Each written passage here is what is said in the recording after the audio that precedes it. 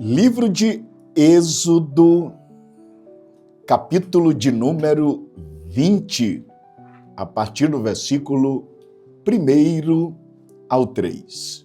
Repetindo, livro do Êxodo, o capítulo de número 20, a partir do versículo 1 ao 3, está escrito: Então Deus falou todas estas palavras: Eu sou o Senhor seu Deus, que o tirei da terra do Egito, da casa da servidão. Não tenham outros deuses diante de mim. Pai, mais uma vez nós te agradecemos pelo privilégio e pela oportunidade de ouvir a tua palavra e refletir a respeito dela. Continua, Senhor, nos agraciando, iluminando os olhos do nosso entendimento e nos fazendo compreender a tua vontade e a tua verdade. Assim, ó Deus, nós tributamos a ti a nossa gratidão, em nome de Jesus. Amém. Bem, meus irmãos, nós estamos de volta mais uma vez com a nossa série As Duas Tábuas. E hoje é o quarto dia, nós daremos sequência ao primeiro mandamento do Decálogo, que é: não terás outros deuses diante de ti. Lembrando, conforme nós expomos no programa de ontem, esse primeiro mandamento é interessante. Por quê? Porque nele o próprio Deus, ele está dizendo ao seu povo quem ele é, o que ele fez por eles e o que eles não deveriam jamais permitir, que era que os falsos deuses se colocassem entre eles, mas deveriam sim amá-lo e adorá-lo em uma aliança eterna. Nesse particular, ressaltamos que nesses mandamentos, e sobretudo o primeiro mandamento, nós percebemos que eles revelam exatamente alguns atributos de Deus: a sua onipresença, a sua bondade e o seu estado eterno, ou seja, sua eternidade.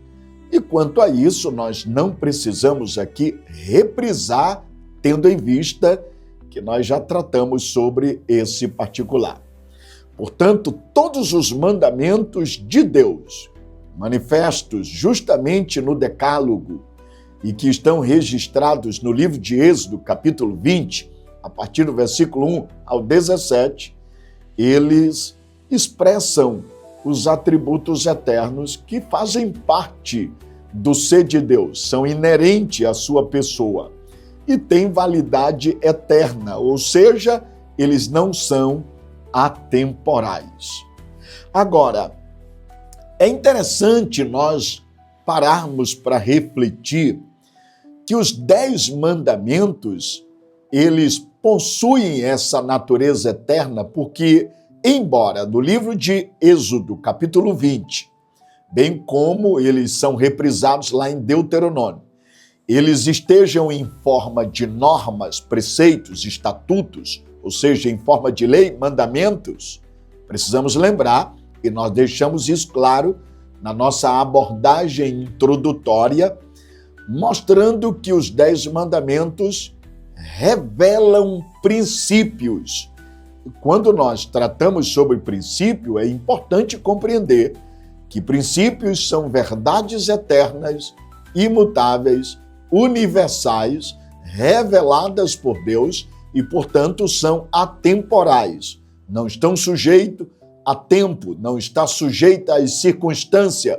Essas verdades ou esses princípios, eles são imutáveis. Eles nunca mudam.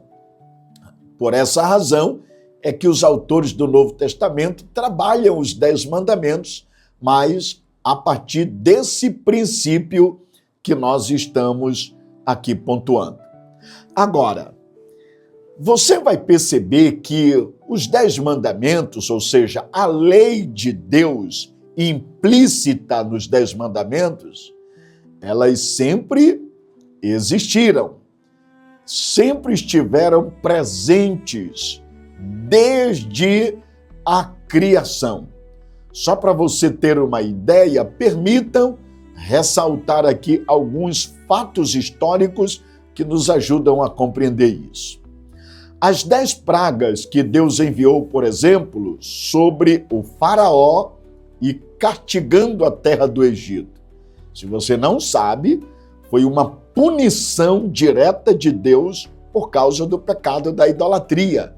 E se você perguntar para mim qual era o mandamento ou o princípio que estava sendo quebrado ali, ora, os 3 primeiros, o não terás outros deuses, segundo, não farás para ti imagem de escultura e nem adorarás aquelas imagens, sejam feitas de seres nos céus, na terra ou debaixo da terra. A verdade é, você vai perceber que a idolatria do povo no Egito era uma violação do primeiro e do segundo mandamento que diz: não terás outros deuses diante de mim e não farás imagens de escultura e nem sequer adorarás. Isso, por sinal, está lá em Números, capítulo 33, versículo 4. Portanto, essa norma, embora ela é positivada nos dias de Moisés, mas o princípio que ela contempla e que ela visa alcançar, revelando, é um princípio eterno de Deus e que já existia desde a criação. Um outro fato interessante, quando você lê a experiência da sarça ardente, que por sinal aparece lá em Êxodo, capítulo de número 3, a partir do versículo 1 ao 15, nesse texto é narrado essa experiência de Moisés com a sarça ardente. Deus ensinou, através da sarça, a Moisés honrar o seu nome devidamente. Ora, esse episódio reflete justamente esse terceiro mandamento que diz: não tomarás o nome do Senhor teu Deus em vão. A experiência da sarça ardente era Deus ensinando Moisés a honrar o seu nome, a temer o seu nome, a reverenciar o seu nome. E é importante você entender que tudo isso revela que essas leis manifestas nos 10 mandamentos, que visam contemplar o princípio, ainda que elas ainda não existissem em forma de norma, mas o princípio que elas visam contemplar já estava ou já estavam presentes. Outro ponto interessante, você vai perceber que todos os mandamentos, eles estão sempre conectados com a questão do princípio. Ora, Deus revelou o princípio do sábado, dando o maná em 6 dias, e a ordem de Deus para o povo de Israel, se você recorda, é: quem não seguisse as instruções apropriadas, sofreriam por causa da sua desobediência. Como, de fato, alguns que desobedeceram sofreram. Se você parar para analisar esse episódio, justamente do maná, que deveria ser colhido em determinados dias, mas haveria um dia que não, qual é o princípio que está por trás? O princípio do sabá, que todos nós conhecemos. A grande questão é como isso é aplicado hoje. Portanto, esses fatos refletem, apontando justamente os princípios que o Decálogo visa contemplar. Aliás, esse episódio que eu acabo de pontuar, a questão do maná, que deveria ser colhido apenas no decorrer de determinados dias, ele revela justamente o quarto mandamento, que diz: lembra-te do dia do sábado para o santificar. Isso, por sinal, está lá em Êxodo, capítulo 16. E se você lembrar, a própria fuga pessoal de Moisés, lembra? Êxodo, capítulo 2, verso de número 11 a 15, Moisés foi ocasionado justamente por ter violado o sexto mandamento. O que foi que Moisés fez? E que, por sinal, está registrado em Êxodo, capítulo 2, verso 11 a 15. Ele assassinou, matou com as suas próprias mãos um dos homens do Egito. O que esse episódio revela? A quebra justamente do sexto mandamento. E qual é? Não matarás. Eu estou aqui dando alguns desses episódios apenas para que você entenda que, muito embora lá no princípio a lei positivada em forma de norma, de estatutos, em forma de mandamentos ainda não existia, mas o princípio que ela visa contemplar já estava presente. E é por isso que nós precisamos compreender como os autores do Novo Testamento, claro, Cristo, os apóstolos, quando vão se relacionar com a lei, ora, eles não desconsideram a lei, mas eles agora trabalham a lei numa outra perspectiva, não mais como uma norma positivada, mas como um princípio. Aliás, é por isso que Jesus vai sempre trabalhar isso lá em Mateus, Lucas também. Ora, o que diz a lei? Ele vai então dizer: não adulterarás. Eu, porém, vos digo, quem olhar para uma mulher desejando, ele não está desconsiderando a lei. Mas agora a lei não é mais uma questão de norma, é agora uma questão de princípio. E são esses princípios que eles estão embutidos, inseridos por trás desses episódios que eu estou apontando para você, justamente para você entender que os mandamentos que são normatizados aqui em Êxodo, capítulo 20, a partir do versículo 1 ao 17, embora lá no princípio não existiam em forma de estatutos, mas já estavam presentes justamente como princípio. E por quê? Porque na sua natureza os mandamentos são eternos, são imutáveis, eles não mudam, eles estão presentes na história e, portanto, nós precisamos compreender isso de forma bíblica. Um outro detalhe muito importante: mesmo ainda não existindo os 10 mandamentos na sua forma positivada, ou seja, na sua forma escrita, eles aparecem por trás dos fatos descritos na própria narrativa bíblica. Aliás, eu vou tratar aqui de um episódio interessante. Lembra quando Caim foi condenado por Deus por assassinato? Lá em Gênesis, capítulo 4, verso 10, 12. Esse fato aponta para o mandamento que diz: não matarás. Lembra quando Cã, que era filho de Noé, foi amaldiçoado por ter desonrado o pai? Isso está lá em Gênesis, capítulo 9, do verso 18 ao 28. Esse episódio aponta para o 5º mandamento que diz: honra teu pai e a tua mãe. Ora, já lembra você daquele episódio onde os sodomitas foram julgados por Deus por adultério? Está lá em Gênesis 19, a partir do versículo 24 a 25. Era a terra de Sodoma e Gomorra, mas muito especificamente os sodomitas. Ora, esse episódio aponta para um outro mandamento. E qual é? Não adulterarás. Lembra quando Raquel, esposa de Jacó, praticou furto e violou também um mandamento? Qual? Não furtarás. Isso está lá em Gênesis 31, verso 19 e 32. Lembra quando Abraão por 2 vezes mentiu desnecessariamente? Ele violou um outro mandamento. E qual foi? Não mentirás. Isso está lá em Gênesis 21 e 18. Lembra da mulher de Ló que não quis sair da terra de Sodoma e Gomorra? E ficou tão pegada que terminou virando uma estátua de sal, ela violou o mandamento. E qual foi? Não cobiçarás. Isso está lá em Gênesis 19, do verso 1 ao 38.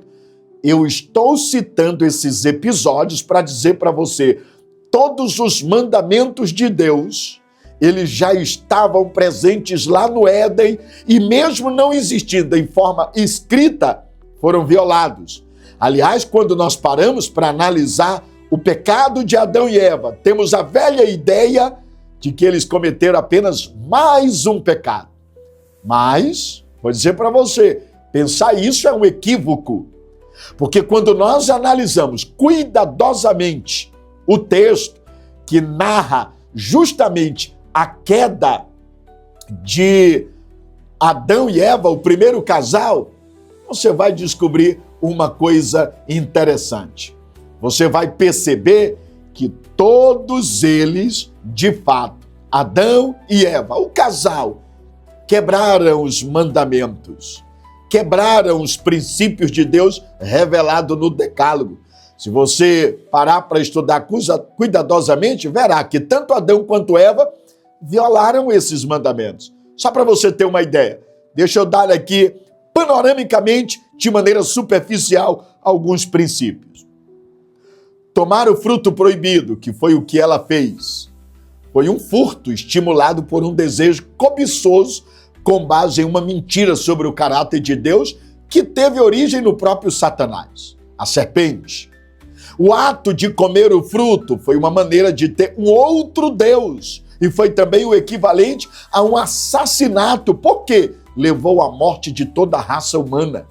Pior ainda, foi também uma quebra do 5º mandamento, honrar pai e mãe, pois desonraram a Deus que é descrito na Bíblia como pai. Ou seja, desde o início, nossos primeiros pais, Adão e Eva, estavam ligados aos princípios básicos que os teólogos chamam na teologia bíblica de a lei da criação. Ou seja, essa lei da criação já revela os princípios que estão sendo aqui pontuados no Decálogo. Portanto, eles já existiam como princípio antes mesmo de Moisés. Nos dias de Moisés, eles foram apenas positivados, normatizados, ou seja, eles foram escritos em forma de normas e de mandamentos. Agora, só para a gente caminhar justamente para a nossa conclusão, deixa eu dizer isso para você, e é importante. Você vai perceber que tudo isso que nós expomos, ele aponta que os mandamentos de Deus são eternos e imutáveis, não mudam. Nesse particular, voltando para o primeiro mandamento, que nós tratamos desde o programa de ontem, eu vou dizer para você, não terás outros deuses diante de mim, que ao mesmo tempo significa não terás outro Deus diante da minha face, revela um princípio. E qual é o princípio? Não podemos tributar reverência, adoração, honra, louvor, não podemos dedicar devoção a nenhuma outra pessoa a não ser Deus, o Criador dos céus e da terra. Ele é uma exclusividade e ele não compartilha a sua glória com ninguém. E diante de tudo isto, a minha pergunta, como aplicação prática, quem é seu verdadeiro Deus? Porque esse primeiro mandamento revela que só há um Deus verdadeiro. E esse Deus verdadeiro é o Criador dos céus e da terra. Vou melhorar a pergunta, a quem você tem servido? Nesse sentido, eu vou dizer algo muito importante para a nossa reflexão. Infelizmente, há muitas pessoas que se curvam e adoram outros deuses e pensam que são cristãos. Eu vou repetir. Infelizmente, há muitas pessoas que se curvam e adoram a outros deuses e pensam que são cristãos. Há pessoas que fazem do seu trabalho um Deus. Outros fazem dos seus projetos e das suas ideias e planos pessoais o seu Deus. vivem para isso e tudo na vida gira em torno disso. Há outros que o seu Deus é o dinheiro, é o prazer, é o poder, e tudo isso é uma quebra. Ou seja, tudo isso é violar o primeiro mandamento que diz: não terás outros deuses diante de mim. Se você tem vivido uma vida assim, eu quero te lembrar, isso é, de fato, um ataque, uma afronta direto a Deus, o Criador de todas as coisas. Por isso, eu vou dizer para você, cuidado. E isso não é apenas uma afronta, mas é também uma afronta a Deus o Pai e a Deus o Filho, que é o nosso Senhor. Portanto, quebrar os mandamentos é um ataque direto à pessoa de Cristo. Por isso, minha palavra para você: arrependa-se dos seus pecados, volte-se para Cristo e Ele te perdoará. Lembre-se do que Cristo disse em João 14, verso 21. Aquele que tem os meus mandamentos e os guardas, esse é o que me ama. E aquele que me ama será amado de meu Pai. E eu o amarei e manifestarei-me a Ele. Se você ama Cristo, você guarda os mandamentos. Agora, pena que o nosso tempo não nos permite dar continuidade. Mas eu vou terminar aqui dizendo para você, amanhã nós continuaremos, ainda fazendo algumas colocações sobre esse primeiro mandamento. Mas a grande verdade e a pergunta que fica para a nossa meditação: a quem nós estamos servindo? Quem é o Deus que tem se colocado entre nós e o verdadeiro Deus? O teu eu? O teu ego? O teu dinheiro, os teus planos, os teus projetos? Quem? Os teus prazeres, a tua posição? Cuidado! Cuidado! Porque o mandamento de Deus é: não terás outros deuses diante de mim. Pai, nós te agradecemos, Senhor, pelo privilégio de mais uma vez ouvir a tua palavra e refletir sobre ela. Que a tua graça continue abundantemente sobre nós, em nome de Jesus. Amém.